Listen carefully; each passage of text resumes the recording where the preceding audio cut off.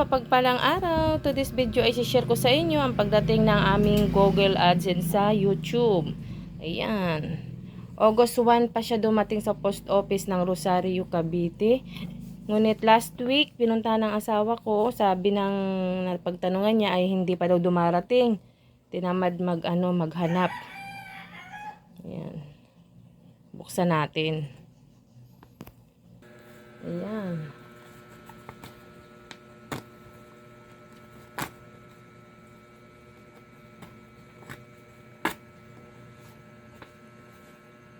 Decides.